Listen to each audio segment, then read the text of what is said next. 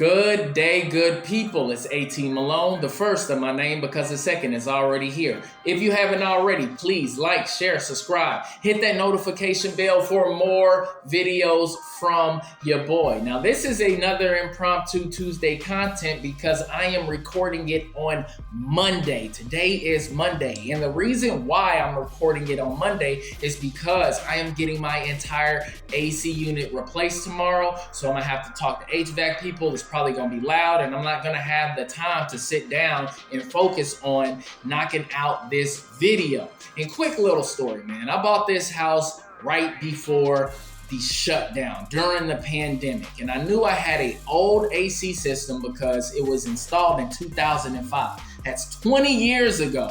So instead of me spending $10,000 to $12,000 replacing it, light bulb, I found a warranty company that would replace your unit in the event that it stops working after getting repairs done on it. And that's the point that I ended up being at with this current unit. I haven't had a 100% functioning AC unit for about 2 months. I've been living off of emergency heat. It's been running up my light bill and I'm glad I'm finally getting it replaced. So we're gonna do a little bit of math. So I was paying, and I am paying $50 a month for this warranty. And I did it for 2 years, okay? So if you do the simple math, that is about $1,200 that I have spent on this warranty. Now, the warranty company is doing a 70-30 split, so I have to come out of pocket $3,500. That's $4,700. So I'm paying $4,700 for a $10,000 to $12,000 brand new AC unit. And even though people was telling me it was stupid to buy a warranty because warranties are a scam and all of this, guess who ended up saving thousands of dollars? This guy. I win again. But enough about that, man. You already know what this Tuesday content is about. The richest man in Babylon. And we gonna get to it. So last week we started the 7 cures for a lean purse. The first thing that we discussed was start thy purse the fattening, right? Which is to save your money, only spend your money on the necessity things. And the second thing was control thy expenditures, meaning live at your means, right? So now we're at a point to where those two things are understood. So your purse should start to be fattening, right? So on day 3, Arcad discusses the third cure for a lean purse, which is make thy goal multiply. He tells the students in the Temple of Learning, look, it's nice to have a lot of money in your pocket, but it's earning nothing at all right? You're just walking around, banded up, but it's not doing anything, and you're going to eventually spend that money. So Arcad tells the students that he lost all of his investment the first time that he tried investing his money. And if you follow the content, you know exactly what he's talking about. But he also talks about his first profitable investment, which was he lent money to a shield maker. The shield maker would go overseas to buy bronze to make the shields, and he was getting a royalty off of each shield that was made. So not only was he lending money to the shield maker to buy bronze to make the shields, but every shield that the shield maker made, he would get a royalty off of it, right? So once he understood what making a good investment was, what did he do? Well, he started lending out more money to people, right? Residual income, guys. Making money in your sleep by just making that one initial investment. And then he tells a story which I could relate to 100%. He says that a farmer gave 10 pieces of silver to a money lender when his son was born. And they made a deal where he says, look, I'm going to give you these 10 pieces of silver, and I want you to go ahead and loan out this silver and just give me 1/4 of the profit. Okay? The money lender agreed to it. So the farmer goes back 20 years later to check on his investment. Well, it grew from 10 pieces of silver to 31.5 pieces of silver, which means that silver just started compounding over and over again. But the farmer said, you know what?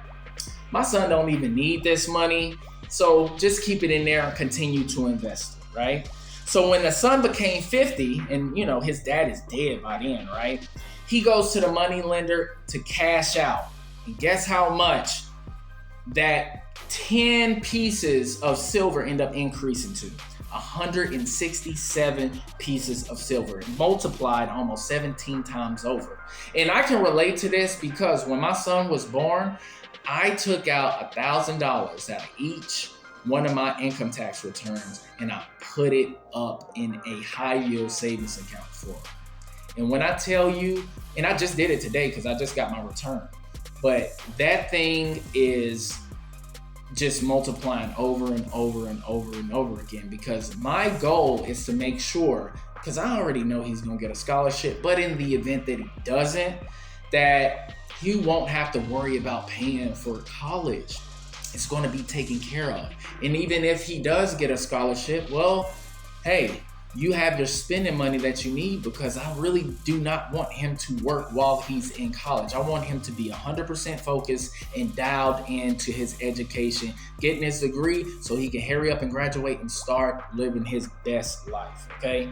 So, the last thing that he tells the students in regards to this story is this: to put each coin to laboring that it may reproduce its kind, even as the flocks of the fields, and helps bring to thee income, a stream of wealth that shall flow constantly into thy purse.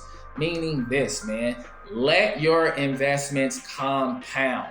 Also, make good investments that will yield you a return, and make sure that you can get a royalty off of it and you don't have to do anything. All you're doing is this: hey, here, you need some money. I'm gonna let you borrow this, but I need, some interest on this money, and I want to get a royalty off of the things that you're making and the things that you're selling.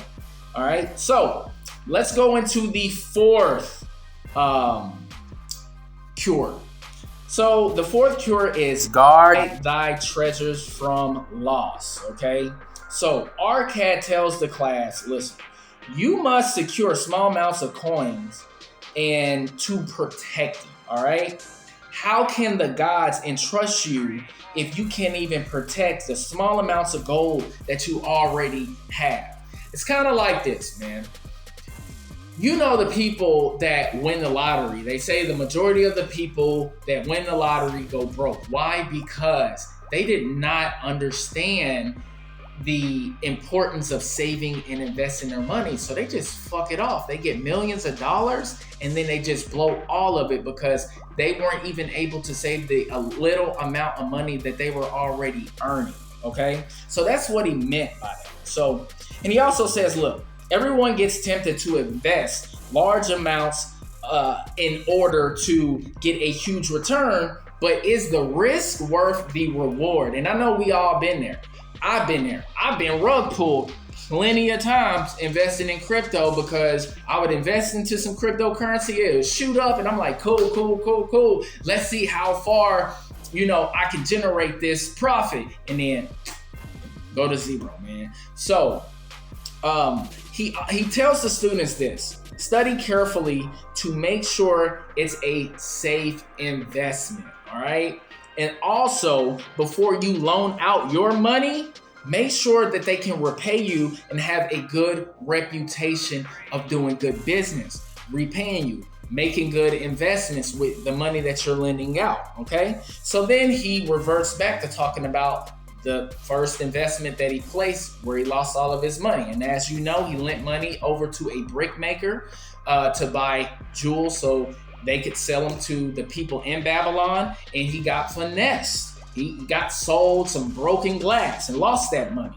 So he ends it with this: consult with people that have experience with handling money for profit before you invest. Meaning, look, if you are around wealthy people and if you have them in your social network, you should be asking them questions when you are curious about making an investment before you actually invest, because they have a proven track record of making good investments. That's why they're rich, they're wealthy, and they're successful, okay? So then the last thing he tells them is this: Guard thy treasures from loss by investing only where thy principal is safe, making safe investments. Even me, when I talk to my financial advisor and he asks me how much risk, I'm like, look, we got to do moderate risk because I'm not in a position to be taking huge risks and losing money because I'm not making $100,000 yet. So I got to be very, very wise with the investments that I'm making. Also, he says, listen, consult with the wise men. All right. Use their advice to protect your treasures from unsafe investments. Like I just said, man, consult with people who have that track record of making good investments, earning a return on those investments, and using the knowledge and the wisdom that they give you. Do not let that go in one ear and out the other because you're going to end up losing all of your money like Arcad did the very first time, man. This was another great portion of this chapter. I hope you guys are learning because I'm learning even more reading this the second time, man. Look, I gotta go. It's almost time for me to pick up my son. We gotta hit the gym because he's in the playoffs and I gotta make sure that he is prepared so he can actually earn something for a change. And I appreciate everybody watching, man. Don't forget to like, subscribe, hit that notification bell, and I will catch y'all next time. Peace.